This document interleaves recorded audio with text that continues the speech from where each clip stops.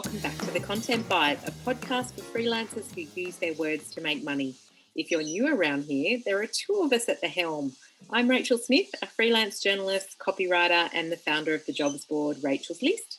And joining me for our first episode of 2021 is the amazing Lynne Testoni. Hi, Lynne. How do you feel about being back in the hot seat, the podcast hot seat?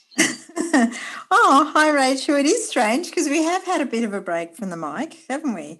Yes. I have been working most of the holidays, so I keep thinking I might take time off later, but But I'd like to say hi to all our listeners because there's quite a few more these days. I think people have been catching up on their podcasts, listening over the break, Rach, so it's good.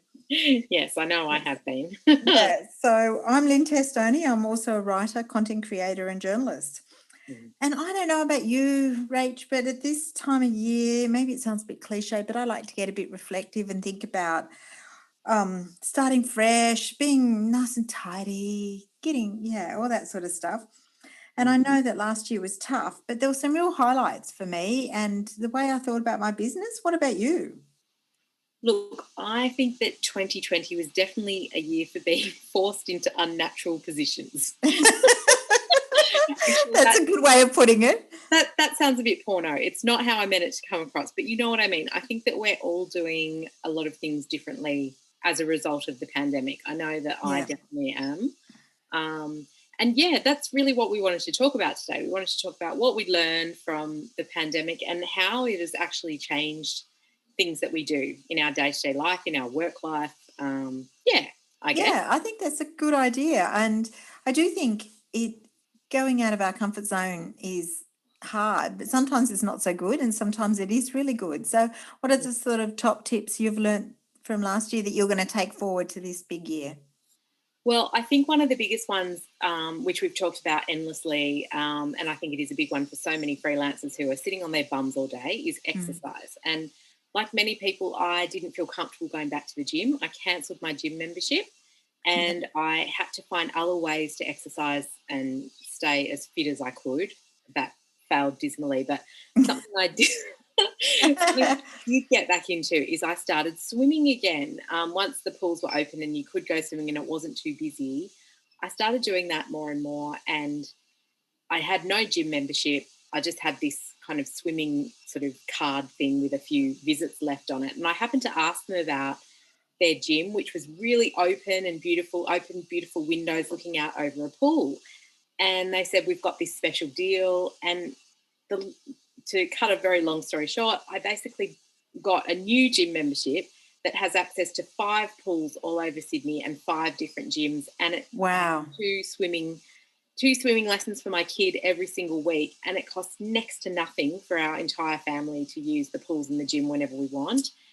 And I was just so stoked. I took it out straight away, and I'm the happiest that I've ever been. It makes me really think I spent so many years just slogging my guts out on the weights and on a treadmill when actually I just wanted to be doing weights and swimming and walking and kind of going back to basics a little bit more and being outside. And so that's a huge, it's kind of like a small shift, I suppose, in that I feel like the pandemic sort of steered me back towards that passion. You know, I grew up on the beach and I sort of stopped swimming, but now I am swimming almost every day and I'm so much happier for it. So that's lovely. Yeah. That is really nice. Swimming is quite calming too, isn't it? Do you find it? I just love it. So that was the first thing that I took away from the pandemic, which is going to continue. I'm going to be way more honest with myself about what I want to do, because I think that once you find something you love doing, it's so true with exercise, you stick with it. Okay, the second thing I learned is that I have to stop being a numpty about money. And I'm not saying I'm bad with money. I mean, I managed to save a big deposit for a house when I started freelancing, and, I can pay my bills. I don't have a problem with money itself, but I think that there's a lot of things that I've neglected over the years to do with my finances, and, things like making a proper will. I had this dodgy will that I got from the newsagent, stuck on the board. I'd never made my super a priority. I didn't have the right insurance. I didn't even have an up-to-date website. My website was 10 years old and really out of date, and it wasn't really supporting my business in any way. I stopped directing people to it because it was so out of date, and all of that is so important in the whole big financial picture. And I feel like the pandemic really gave me some time to sit back and go, what have I really let slide in my life? And it was really that whole financial bigger picture. So I kind of made some new goals, and I was lucky to have some really strong anchor clients last year. I really think it was luck of the draw last year, whether you did well or had a really bad year. I was lucky I had, insurance clients and some banking clients that needed lots of content. So that sort of helped me get over the pandemic hump. But I feel like if I have a good year this year, I'm going to be in a better financial position in a year because I'm actually on the ball and making goals and working towards things that I didn't ever work towards before. So that was the other big thing, I think. Yeah, I think with the super and stuff, I think when we talked about this episode, I said that years ago when I was at Vogue, I got a tiny pay rise, as you do, of about $20 a week or $20 a month, it might have been. And instead of just, spending it on coffee or something really minor, I actually put it in super. And it's a long time ago. It's like about 20 years ago. But that $20, I was at Vogue for a couple of years, and it's made such a difference 20 years later. And it was $20 I never missed.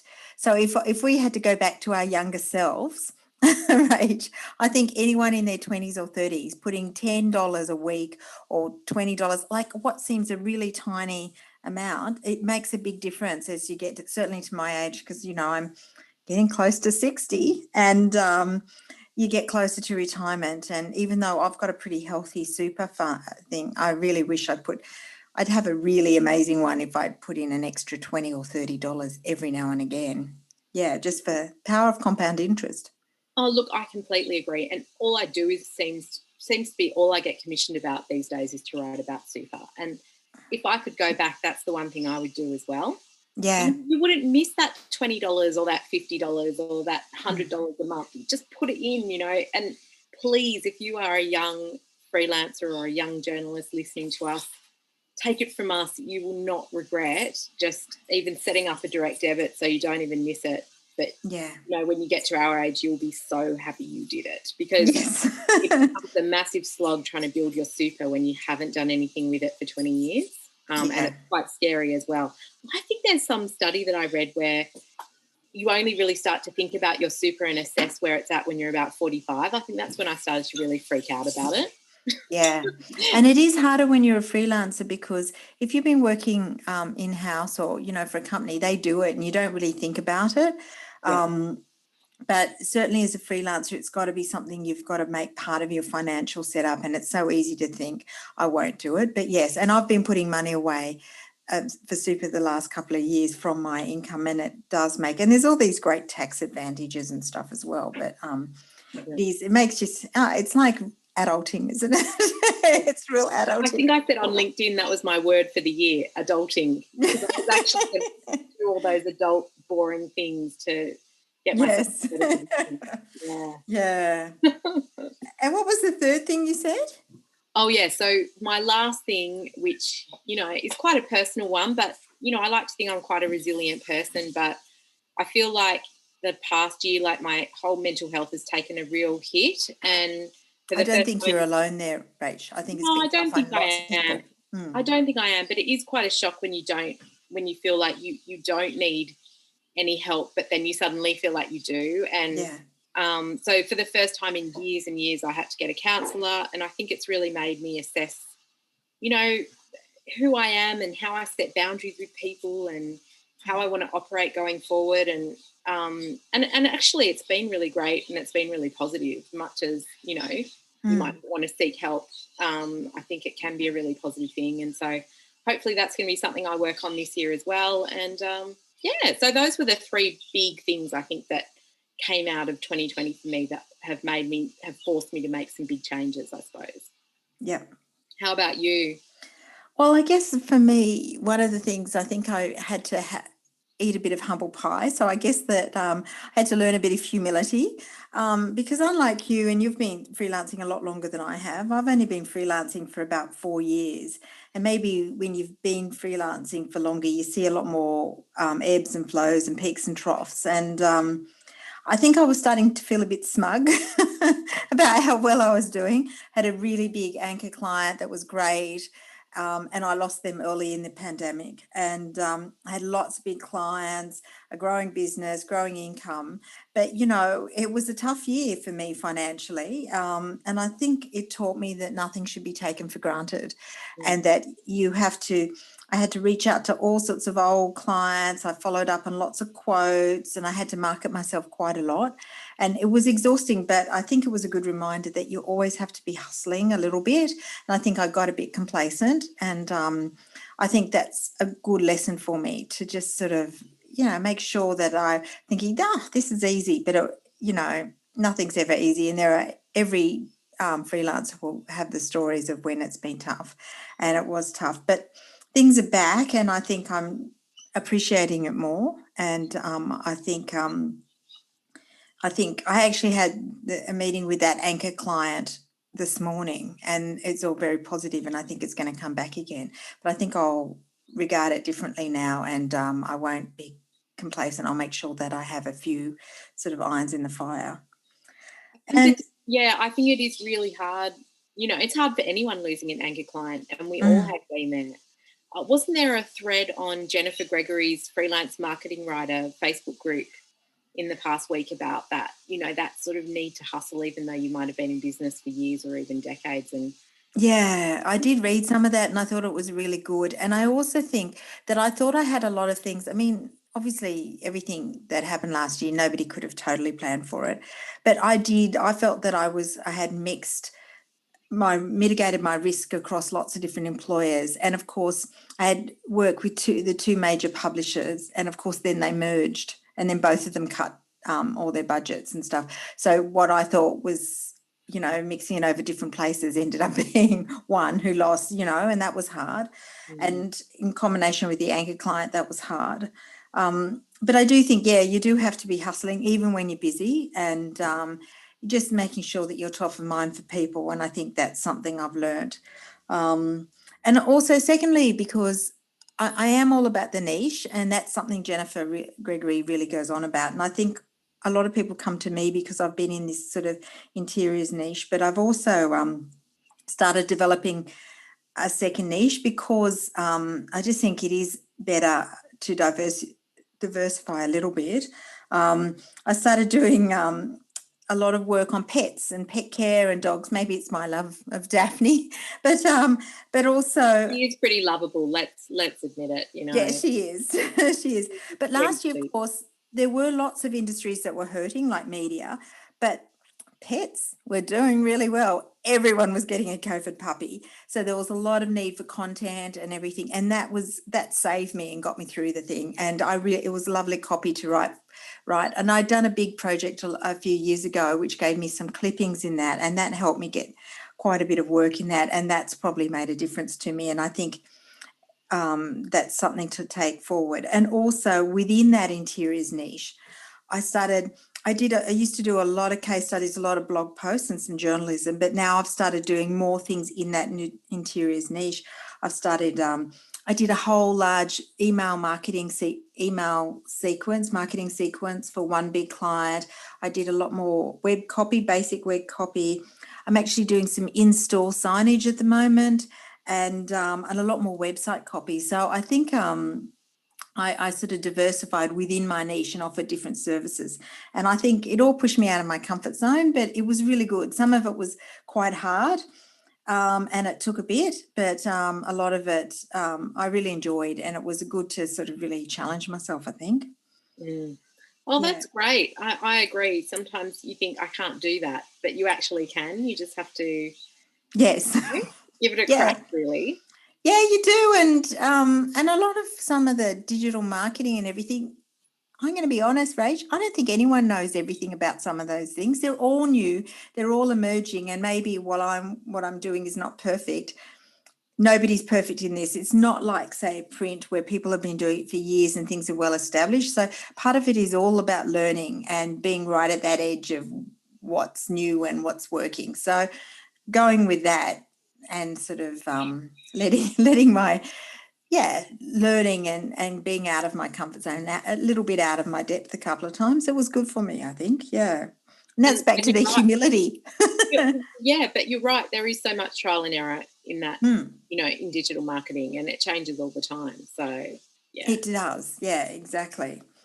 And also, your finances, I think one thing... And don't be a numpty about money. Don't be a numpty about money. I know, like I read The Barefoot Investor and everything a while ago, and one of the things he did say, and I hadn't got to, which I'm now working on, is about getting a big buffer, a financial buffer in my bank account, because if I do have sort of more ebbs and flows in the future, I think I want to be able to handle that a bit better and not get so stressed, which I did. And I think that's something. So, I'm aiming this year, I'm going to try and get sort of 3 months worth of mortgage payments in the bank that I can draw on. So, and I think that will make me a bit less stressed too. I think, that what made me a bit stressed. Yeah. I'm working towards that too. Doesn't he call it the Mojo account or something? It's like... He does. You're meant to have 30 grand in there in case of, a tsunami or something. No. Yeah, your house. Well, I think like you lose your job, which is like for us, like losing a major client, or, I think he started because his house burnt down. Yeah. And he rethought everything he did. And I think that's important, because I'll always remember that, reading that section, because especially this past year, because I managed to get a big prepayment for a massive anchor client. And literally right after I got that, I had 3 big appliances, the fridge, the dishwasher and the dryer, all die on me. And my car got written off. So that was essentially a 20K month of having to scramble and find that money to replace the car, replace all the appliances. And it was really, really stressful. And I remember that, yes. Yeah. And so that's when you want a Mojo account. So it is really good to put that money away, have an emergency fund for sure. Yeah. The other thing I was going to mention, I was chatted to you that I've started working on my first book. Oh.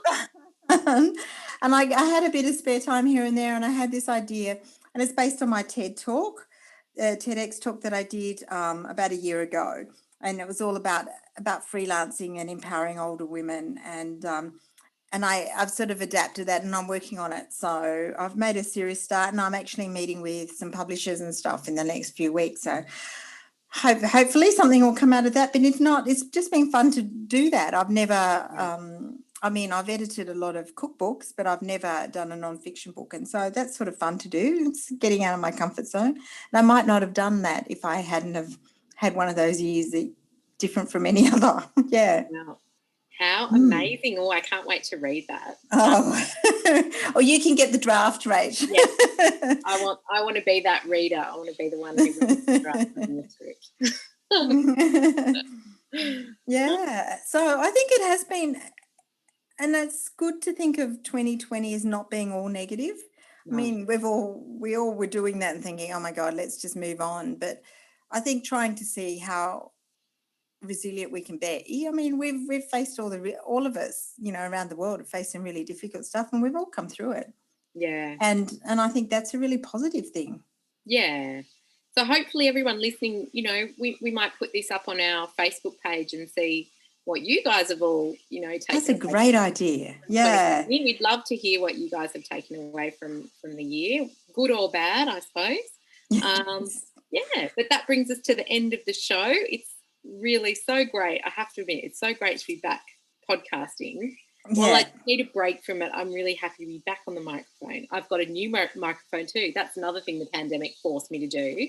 Think of how bad the sound was that I was, screeching in people's ears and buy a new microphone. So anyway, but we have some great guests planned, don't we, Lynne, coming up? Oh, we do. Some really exciting ones. We've got, it's really fun. And as the podcast has got bigger and more successful, we've got people coming to us and people are suggesting guests. It's fantastic. It's really exciting. Yeah, we're hoping for a really great year on the podcast and a great year for all of you. So thanks for listening, and we'll see you next week.